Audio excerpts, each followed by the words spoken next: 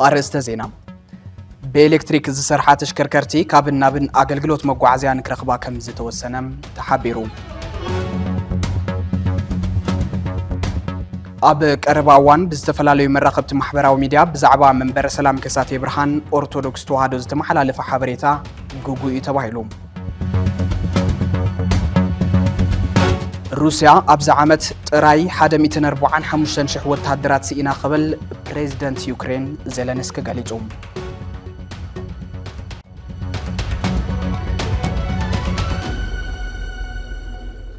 زي أقلقلوت فنوة تقراي TBS تلفزيون سلام تعنا هبلي كبراتن كبرانن كاب TBS ورقاوي كل شاب بساعتنا باخو من نبلو زينا براخة انه جميل الله كم تلمود حبيركم ناك تسنحو بخبرين دا عدمكو مثل زيناتات الساعات حبيركم تسنح دما أنا ناتنايل فلقايم فلما بإلكتريك زسرحة تشكركرتي كابن نابن أقلقلوت مقوعزيان كرخبا كم زتوسنة تحبيرو زحبرة بيت مخرفت أمسرح بيراو كلاو منقس تقراي أب مقوعزي هزبي زقات مزلوت أقامن مقلال زتي دحر مبال زوسنو وسانة مخانو بيت صحفة بريزيدنت فليت اللهم بإلكتريك زسرحة تشكركرتي كابن نابن أقلقلوت كهبا سرحتنياتات منقس دما بزتما أخلي انتربرايز أقلقلوت ترانسبورت كرخبو بيت مخرفت أمسرح بيراو كلاو منقس تقراي موسانو يقلت اللهم أبك أربعة متياشوز تجلس أبيت مخرفت أمسرح بيراو كلاو منجس تجراي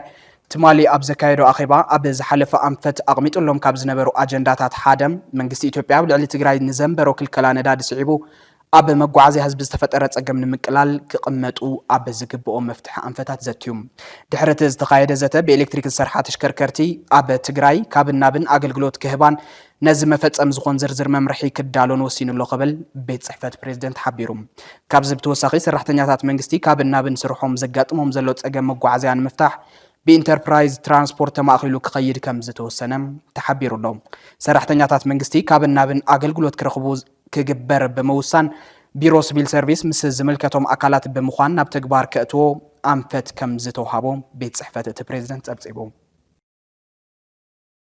أب قرب أوان بستفلالي مراقبة محبراو ميديا بزعبا منبر سلام كساتي برهان أرثوذكس توهادو زتمحلال فحبريتا جوجو يتباهلوم منبر سلامة بزعبا يتباهلو زبالو خلو حدنت محبرة كهنات الزشرشرن أب محدراو أبيات كريستيانات وشتعدن وطان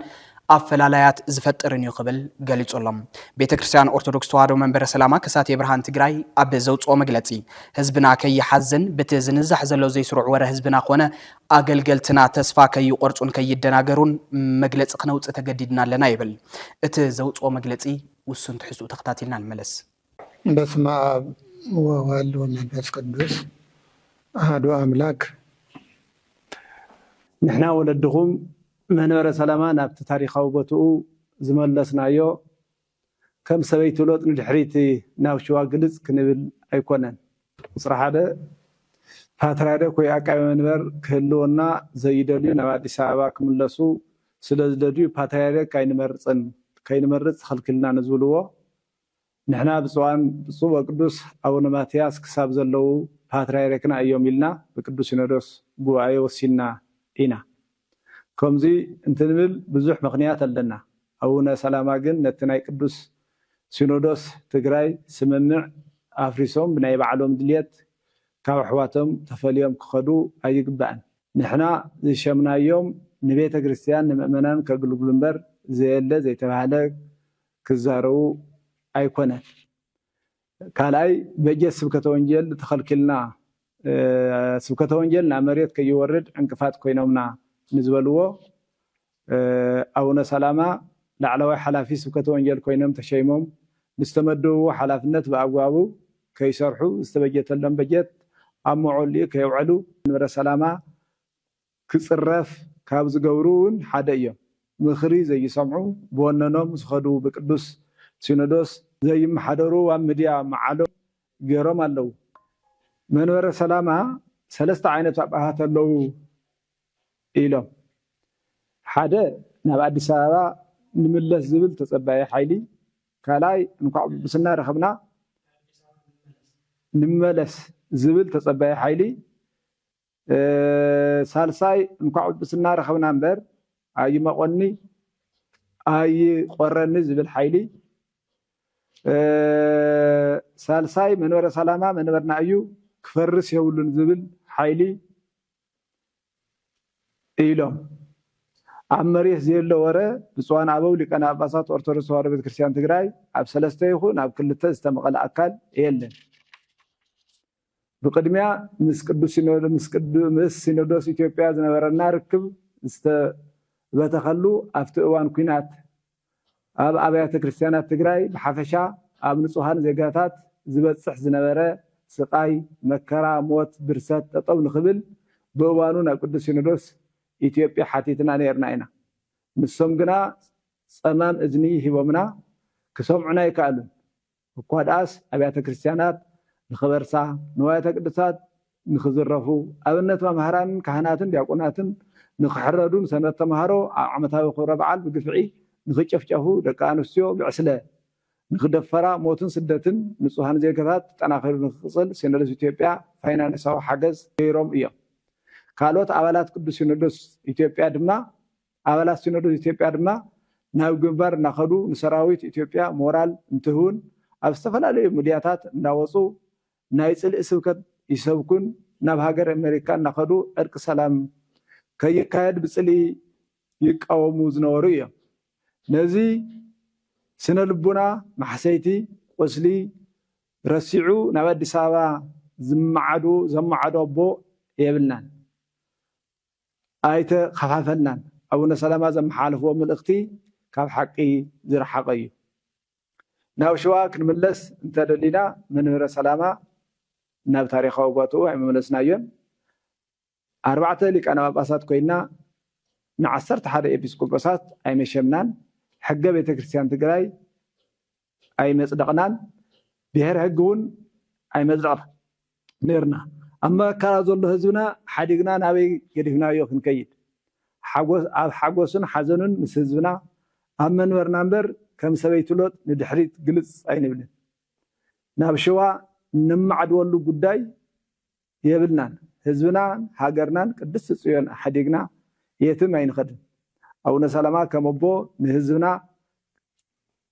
كشاقلو أي متقبهم ባህርን ትሕዝቶን እቲ ሕዚ ተረኽ ትግራይ ተቆጻጺሩ ዘሎ ናይ ሚድያን ኮሙኒኬሽንን ሓይሊ ንትኽክለኛ ጸገም ትግራይ ዘይገልጽን መዋጾ ኣብ ምእንፋት ዝጽገምን እዩ ተባሂሉ እቶም ብንጽጽር ዝሓሸ ዓቕሚ ጥበብ ክእለትን ፍልጠትን ዘለዎም ደቂ ትግራይ ስቕታብ ዝመረጽሉ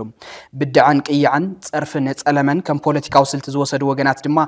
ናይቲ ሕብረተሰብ ገዛእቲ ናይ ሓበሬታን ፍልጠትን ፍልፍል ዝኾነሉ መድረኽ ኣብ ዝሓለፈ ብብርዒ ሓደ ምሁር ንምርኣይ فتينا نيرنا دكتور معوز قدايو معوز the politics of the spectacle أبز زبل ناب تكال ناب زلا أخو مهراو صحف نمأزنا بوليتيكات جراي بركة أميتو والله كتصايك فالو بحثات TBS حليفو نيرو كم صعب يقرب سماين مدرن تجراي سبيدة للو قل عن عبيين سبعين سبيتن انسسا قربن تجراي سبيدة للو تجراي قديفو بحرن هارو جمان زت أفزلو من أسي سبيدة للو دبنا جنازة درقة بدل زبان دك عنسي تجراي سبيدة للو ورور مريت فرود حزبي صلمت صباح كوتاس بتقللو تجراي كابت صفرا كساب اجرا سبت لله أبز حلف أوان تجراي قداي عوتا بحبات سقطها لبامات أب تحت زبر رأسي زغربنا يصحف مهور بوليتيكال ساينس معوز قداي نموكر زربا نابيلين بانا بارتي زخاخر حساب العلنا أزخاخرنا نيرنا نابولين عالم التساقسي بعوتها بهامات راح زي كونس بسقطها لبامات ونيو زادم زبن تساقاريك عليو بقندو حدا بوليتيكا ودب انتاي كخول انتلقيو مساخين كحاليلو زدلي انتاي كخول انتلقيو ركاشات كخبر وزدلي انتاي كخول انتلقيو دقمات كدقف وزدلي انتاي كخول انتلقيو كل فات عندبت لسان كخون وزدلي انتاي كخون انتلقيو حنكاسات كمرحوون زي رؤيو كبرهولون زدلي زبل حتو او صحف معوز قداي بصفحات تنتينو نرخبو حدن كندن مخنيات زلعالة هزبي كوانين نموصاء سلتك ميبل ازت قافي حتو هزبن وانين حفاشن زي سكم رأسن حقن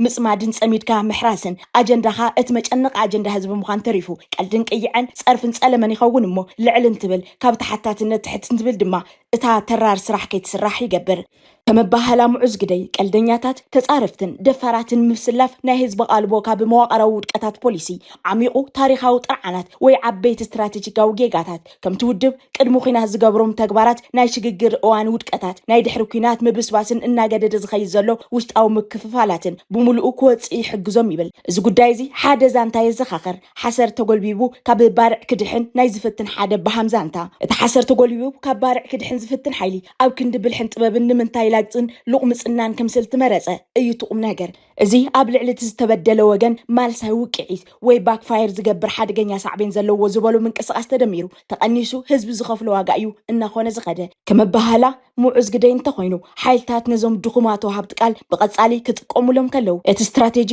ነቶም ዝተናዓቁ ውልቀ ሰባት ሰብኣዊ ምስሊ ብምሃብ ወይ ነቶም ደገፍቶም ብምንቅቃሕ ስኑ ዓወት ምሕፋስ ዕላማ ዝገበረ እዩ እቶም ደገፍቲ ነቲ ብድፍረትን መሃይምነትን እቶም ባህማት ዝፍጠር ሰሓቅ ከም መርትዖ ናይቲ ኣብ ልዕሊ ኩሎም ዘሎ ዓሚቕ ጽልኢ ገይሮም ስለ ዝወስድዎ ደስ ይብሎም ዝተዓወቱ እውን ይመስሎም ፖለቲካዊ ስነ ኣእምሮ ዝበሃል ክልስ ሓሳብ መዚዙ እዩ ሙዑዝ ነቲ ኣብ ትግራይ ዘሎ ባህማት ዓው ዝበልሉ ለባማት ግን ዘስቀጥሉ ኩነታት ክሪኦ ዝፍትን ዘሎ ኣብ ጽሑፉ ብመሰረት እዚ ክልስ ሓሳብ ንሰባት ምንዓቅ ኣብቶም ሰባት ሓደ ነገር ይወልድ ነቶም ዝተናዓቁ ዝያዳ ደረቅ እዩ ዝገብሮም ይብል እቲ ጸሓፊ ማለትሲ ውልቀ ሰባት ክናዓቁ ከለው ወይ ንወገኖም ወይ ንጎይቶኦም ወይ ንዘውፈሮም ብሓፈሻ ባህምነቶም ንዝጥቀመሎም ሰብ ብዝያዳ ብትብዓት እዮም ዝሕለቕሉ እዚ ማለት ተጻረፍቲ እንተነይሮም ኣዕርም ይጻረፉ ቀያዕቲ እንተነይሮም ኣዕርም ቀያዕቲ ይኾኑ ማለት እዩ ቀዲሙ ከም ዝተጠቀሰ ይብል ሞ እቲ በዓል ሞያ ግዜ እናሓለፈ ምስከደ ነዞም ባህ ዘይብሉ ቀልዲ ተኮር ፖለቲካዊ ስልትታት ብቐጻሊ ምቅላዕ ከቢድ ይኸውን ንህዝቢ ድንዙዝ ጉዱስ ዘይኮውን ይገብሮ እቲ ተዓዛቢ ኣብቲ ላግፂ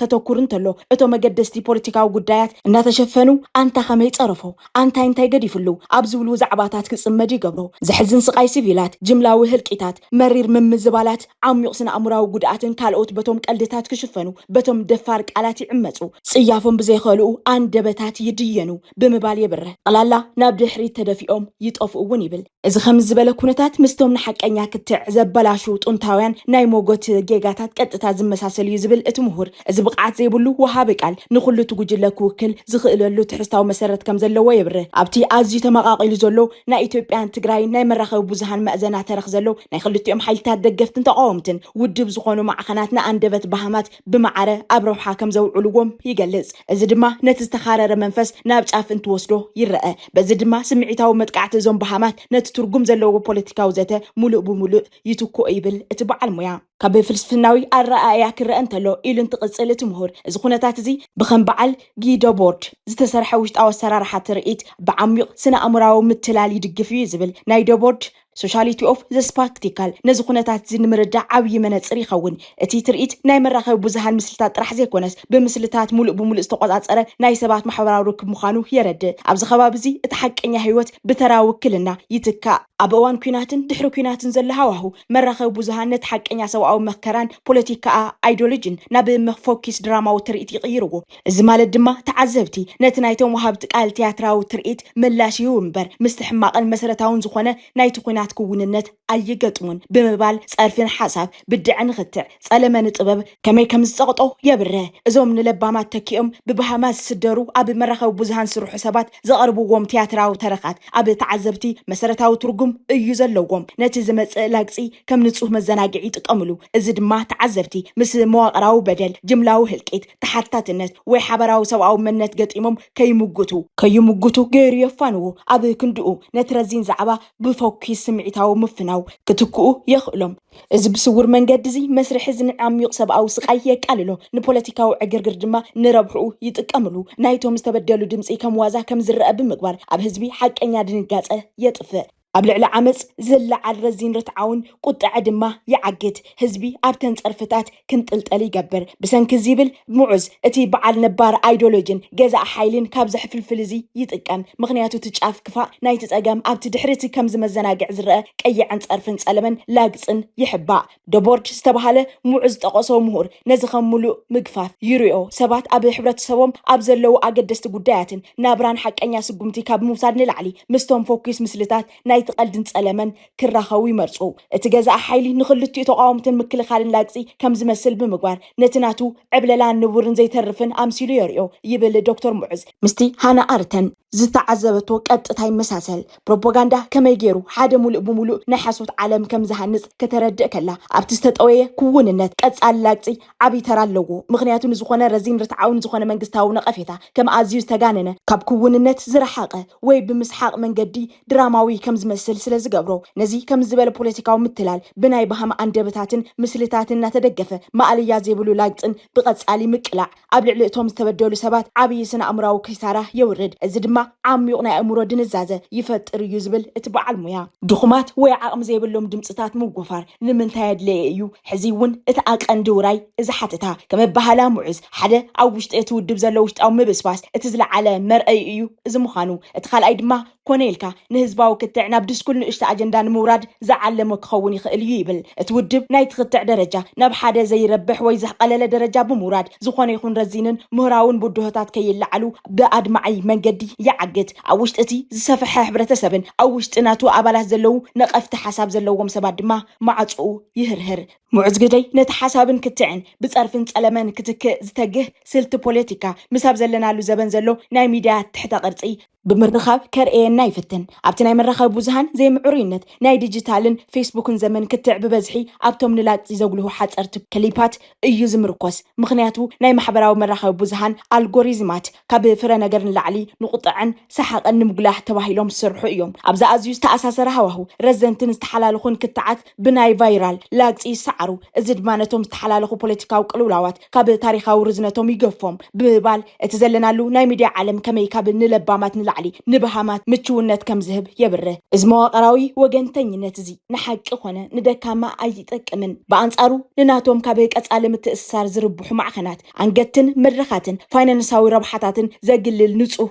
ቫይራልነት ጥራሕ እዩ ቀዳምነት ዝህብ ቫይራል ንምዃን ድማ ካልእ ብዙሕ ዕድል እኳ እንተሃለወ እንኮላይ ትሕሱ እንኮላይ ተጸልም እንኮላይ ተጋነን እንኮላይ ትዝንጥል ቫይራል ትኸውን ብጭቡጥ ክርአ ከሎ ኢሉ ኣብ ዝቕጽል ኣስተምህሮ ዶክተር ሙዕዝ ግደይ ዓቕሚ ዘይብሎም ወሃብቲ ቃላት ምውግፋር ነቲ ጅምላዊ ህልቂትን ጥንተታዊ ኩናትን ናቱ ሳዕቤናትን ኣዝዩ የጋድደሎ እዩ ዝበለ ቀልድን ቀይዕን ፀርፍን ፀለመን ነቲ ናይ ውሽጢ ፀገምን ናይ ወፃኢ ጅምላዊ ህልቂትን ዝጠቅም ናይ ትግራይ ውድቀት እውን ዘቀላጥፍ እምበር እቲ ዝተበደለ ህዝቢ ካብቲ ናይ ስቃይን መከራን ባሕሪ ኣየውፅኦን ክብል እዩ ዘብርሀ ስለዚ እዚ ዘሻቀል ምንቅስቃስ እዚ ዓሚቕ ንቕሓት ንምልዓዓል ነቐፌታዊ ርእይቶ የድልዮ ይብል እቲ ፍትሕ ብኽፋሉ ኣብቲ ትርኢት ሰንጢቕካ ብምእታው ኣብ ክንዲ ትርኢት ፍረ ነገር ኣብ ክንዲ ሓፀርቲ ናይ ቫይራል ቪድዮታት ታሪኻዊ ድሕረ ባይታ ኣብ ክንዲ መዕነዊ ላግፂ ድማ ሓቀኛ ድንጋፀ መለለዩ ዝገበረ ናይ ሚድያ ተረኽ የድሊ ክብል ኣብሪሁ ብሓፂር ቋንቋ ካብ በሃምነት ናብ ለባምነት ምእታው የድሊ ከም ማለት እዩ ጽማቕ ትሕዝቶ ካልኣይ ክፋል ጽሑፍ ዶክተር ሙዕዝ ግደይ ምስ ልዑል ክብርን ምስጋናን ክነጠቃልሎ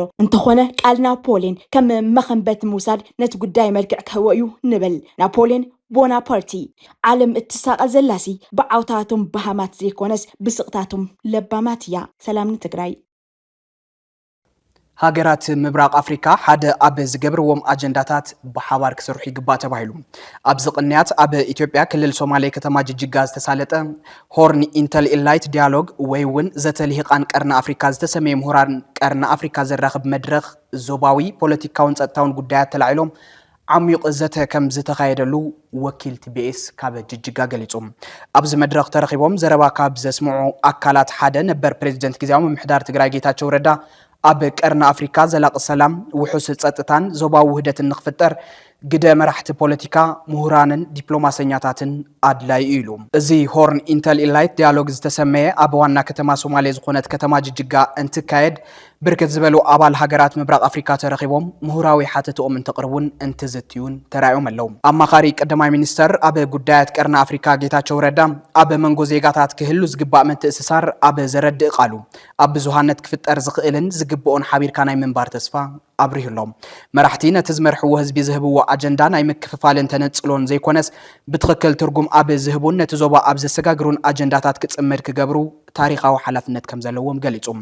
እዚ ብሲአርፒፒን ክልላዊ መንግስቲ ሶማሌን ካልኦት መዳርግቲ ኣካላትን ዝተዳለወ መድረኽ ቲቢኤስ ቲቪ እውን ብወካሊኡ ቢሉ ዝተሳተፈ እንትኾን ንትግራይ ብቐጥታ ይኹን ብተዘዋዋሪ ዝጸልዉ ዓበይቲ ኣጀንዳታት ዝተልዓለሉ ኮይኑ ረኺብዎ ኣሎም ዓመታዊ ፎረም ጅጅጋ ተባሂሉ ክቕጽል ዝተወሰነሉ እዚ መድረኽ ቲቢኤስ ምስ ኣብቲ ከባቢ ዝነብሩ ዝተፈላለዩ ክፋላት ማሕበረሰብን መራሕቲ እቲ ክልልን ተራኺቡ ዝተፈላለዩ መደባት ኣሰናዲኡ ተመሊሱሎም ኣብ ካልኦት መደባት ንክትከታተሉና ንዕድም እስራኤል ኣብ ቀርና አፍሪካ ኣብ ወታደራዊ ህላወ ንምምስራት እትገብሮ ዘላ ጻዕሪ ደው ከተብሎ ሊግ ዓረብ ኣተሓሳሲቦም ዋና ጸሓፊ ሊግ ዓረብ ኣሕመድ አቡል ጋሂት ኣብ ዘውፅኦ መግለጺ እቲ ኣብ ሰሜናዊ ምዕራብ ሶማል ዝርከብ መንግስቲ ሶማሊላንድ ዝብሎ ዘሎ ኣብ ኢየሩሳሌም ኤምባሲ ንምኽፋት ዝሓንፀጾ መደብ ብትሪ ንኹኑነ ኢና ኢሉ ከምዚ ዓይነት ስጉምቲ ብመንፅር ሕጊ ዘይቅዋማውን ቅቡልነት ዘይብሉን ምዃኑ ወሲኹ ዝገለጸ ዓረብ ሊግ እቲ ስጉምቲ ኣብ ክፋል ዓረብን እስላም ማሕበረሰብን ቁጥዐ ከም ዘልዓለም ገሊጹ ኣሎ ከምዚ ዝበለ ኣቀራርባ እስራኤል ኣብ ምብራቃዊ ኢየሩሳሌም ምዕራባዊ ገማግም ባሕርን ምድረ በዳ ጋዛን ጎበጣ ኣፍልጦ ንምሃብ ምስ ዘይሕጋውያን ጉጅለታት ክትሰርሕ ከም ዝመረፀት ዘርእዩ ብምባል ሊጋ ዓረብ ገሊጹ ከምዚ ዝበለ ምግሃስ ግዝኣታዊ ሓድነትን ሉዓላውነትን ሶማልያ ብውድብ ሕቡራት ሃገራት ሕብረት ኣፍሪካን ሊግ ዓረብን ተቐባልነት ከም ዘይብሉ እቲ ዋና ጸሓፊ ዘኻኺሩ ኣብ መንጎ ኣባል ሃገራት ሕቡራት መንግስታት ኣብ ምክልኻል ፍርያት ኒውክሌርን ምፍታሕ ኣጽዋርን ዝምልከት ን4 ሰሙን ዝጸንሐ ድርድር ብዘይ ስምምዕ ከም ዝተዛዘመ እቲ ዝርርብ ዝመርሐ ዲፕሎማት ገሊጹ ፕሬዚደንት ናይቲ ዋዕላ ሁንግ ቬት ኣብ ኒውዮርክ ንጋዜጠኛታት ኣብ ዝሃቦ መግለጺ ዋላ እኳ ዓብዪ ጻዕሪ እንተተገበረ እቲ ዋዕላ ኣብ ወሰንቲ ጉዳያት ኣብ ስምምዕ ክበጽሕ ዘይምኽኣሉ ሓቢሩ እቲ ብኤኤፍፒ ዝወፀን ኣብ መወዳእታ ዝርርብ ዝተዘርግሐን ረቂቕ ሰነድ እታ ኒውክሌራዊ ኣጽዋር ብምፍራይ እትውቀስ ቴህራን ከምዚ ዓይነት ኣጽዋር ፈጺማ ከይትሰርሕ ብትሪ ዝኹንን ዓንቀጽ ዝሓዘ እዩ ኣብቲ ዋዕላ ዝተሳተፉ ተደራደርቲ ነቲ ን10 ዓመታት ዝጸንሐ ውዕል ዘይምዝርጋሕ ኒውክሌራዊ ኣጽዋር ከግምግሙ ጸኒሖም እዮም ዝበለ እቲ ፕሬዚደንት እዚ ብ191 ሃገራት ዝተሰማምዓሉ ታሪኻዊ ሰነድ ኣብተን ቅድሚ 1 ጥሪ 1967 ምውናን ኒውክሌራዊ ኣጽዋር ዝነበረ 5 ሃገራት ማለት እውን ቻይና ፈረንሳይ ሩስያ ዓባይ ብሪጣንያን ኣሜሪካን ኣብዚኣተን ጥራሕ ዝተወሰነ ውሳነ ምዃኑ እዩ ዝግለጽ ዘሎ ይኹን እምበር ኣብዚ ሕዚ እዋን ህንዲ ፓኪስታን እስራኤልን ሰሜን ኮርያን ዝርከበኦም ካልኦት 4 ሃገራት ሕዚ ኒውክሌራዊ ኣጽዋር ሒዘን ኣለዋ ቅብል ገሊጹ ኣሎ ብመሰረት ጸብጻብ ኣህጉራዊ ትካል ምርምር ሰላም ስቶክሆልም ክሳብ ጥሪ 2025 ኣብ ዘሎ እዋን ካብቲ ኣብ ዓለምና ዘሎ 12241 ዓረር ኒውክሌር ገና 900ታዊ ኣብ ኢድ ኣሜሪካን ሩስያን ከም ዝርከብ ገሊጹ ኣሎ ሩስያ ኣብዚ ዓመት ጥራይ 145,000 ወታደራት ሲኢና ኸበል ፕሬዚደንት ዩክሬን ቮሎዲሚር ዘለንስኪ ገሊጹ ፕሬዚደንት ዩክሬን ዘለንስኪ ሩስያ ኣብዚ ዝካየድ ዘሎ በጀት ዓመት ማለት እውን ኣብ 2026 ጥራይ 145,000 ወታደራት ከም ዝኸሰረትን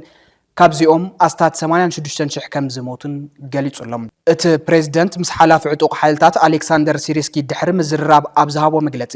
ብውሕዱ 59,000 ወታደራት ብኸቢድ ከም ዝተጎድኡን 800 ድማ ምሩኻት ኮይኖም ከም ዝተታሕዙን ገሊጹ ወታደራት ዩክሬን ኣንጻር ሩስያ ዘካየድዎ ወፍሪ ብምቕጻል ኣብ ወታደራት ጥራይ ዘይኮነ ኣብ ልዕሊ ንዋት እውን ከቢድ ክሳራ ከም ዘውረዱ ተገሊጹሎም ሰራዊት ሃገሩ ብፍላይ ኣብቲ ምስ ሩስያ ዝዳቦብ ዞባ ሱሚ ከቢድ ክሳራ ከም ዘውረዱ እውን ዘለንስኪ ወሲኹ ገሊጹ እዚ ኩናት ካብ ዝጅምር ክሳብ ሕዚ ሰራዊት ሩስያ 1,353,860 ክሳራ ሓይሊ ሰብ ከም ዘጋጠሞምን ትማሊ ጥራይ ድማ ኣስታት 800 ወታደራት ከም ዝሞቱን ኣመልኪቱ ኣብ መወዳእታ ዜና ቲቢኤስ ቲቪ ስሩዕ ፈነወ ካብ ዝጀመረሉ እዋን ፈሊሙ በብወርሑ ፍሉይ ናይ ትኹረት ኣንፈትና ነፀረ ዜናን መደባትን ቀሪጹ ኣብ ምፍናው ምጽኑሕ ይዝከር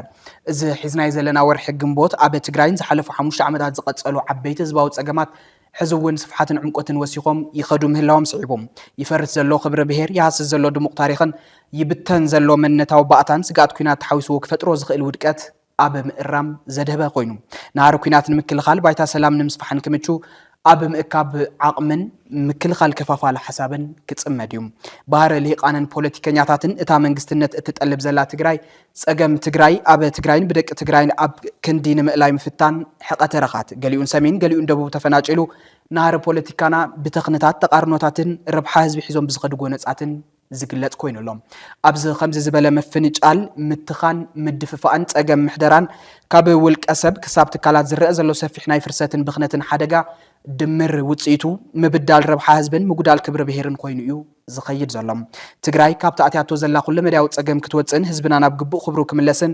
ኣብ መንጎ ኣሕዋት ዝህሉ ሰነያ በዛ ሓድነት ከሰስን ኣብ ዝገብሩ ተረኻት ኣዲብካ ምስራሕ ኣድላዩ ንበል ተረኽ ሚድያን ኮሙኒኬሽንን ረብሓ ዓድን ህዝብን ብዝኸውን መገዲ ኣማእዚንካ ብምምራሕ መጠሻ ህዝባዊ ባይቶ ትኹረቱን ኣብ ዝገበረ ኣንፈት ቃልስን ምእታው ቲቢኤስ ጠቕላላ ዜናን መደባቱን በዚ ዝተቃነዩ ክገብር እዩ እዚ ፍሉይ ኣገዳሲ ኣጀንዳ እዚ ንሎሚ ናባኹም ከነብል ኩሉ መድያዊ ማዕርነት ጾታ ሃይማኖት መደብ ፖለቲካዊ ሕርያታትን ሰልፍታትን እውን እዚውን ክነረጋግጽ ይግባእ ኦሎፈሰድን ዲሞክራሲ ብሓንሳብ ክፍጠር ይኽእል እዩ ግን ኸታይ ንገብር እዚኦም ኣገደስቲ ጉዳያት እዮም ኣብ ሓደ ብራኸ ናይ ሓለዋት ጉዳያት እዮም ኣብ ካልኣይ መንገዲ ድማ እዚኦም ምሕያድ ኢምፓወር ምግባር ኤክስፓንድ ምግባር ድማ ኣገዳሲ ኮይኑ ይምጻእ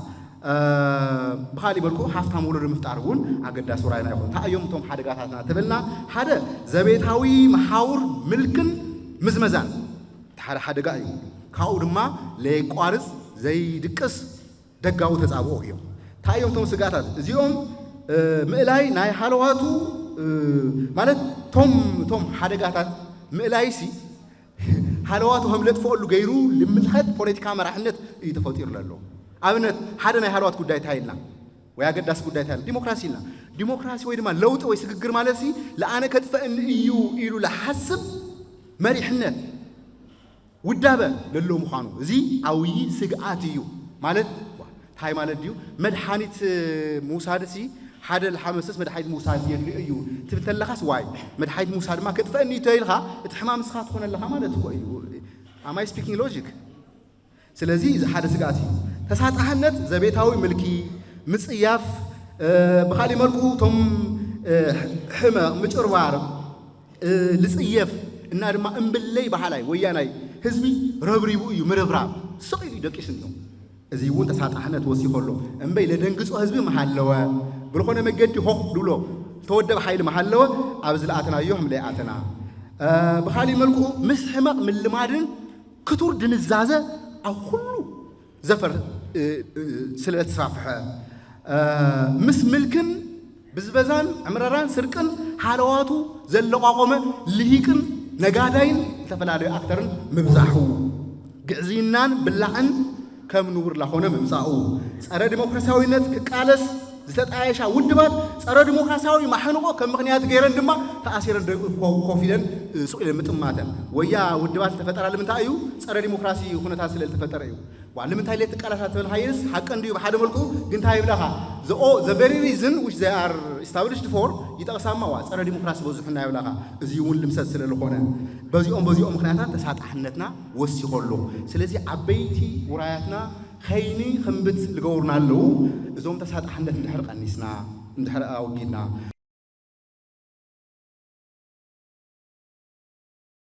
أتسلام بالخي أتسلام بالخي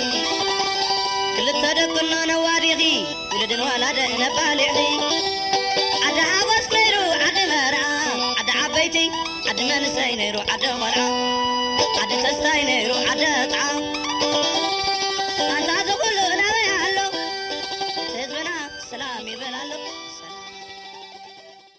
زخبركم تخطاتلتن أدمتن تبي تلفزيون نلومي جنبوت 15 2018 عام تمرت حزنا يوم زيناتات أبز قنبتنا لنا مثل زيناتات الساعات حبيركم تنحقناتنا الفلك أنيرة حزر ما مزترفوا مدلوات تبي تلفزيون سنة يتنحيد كون لكم يمنام سلام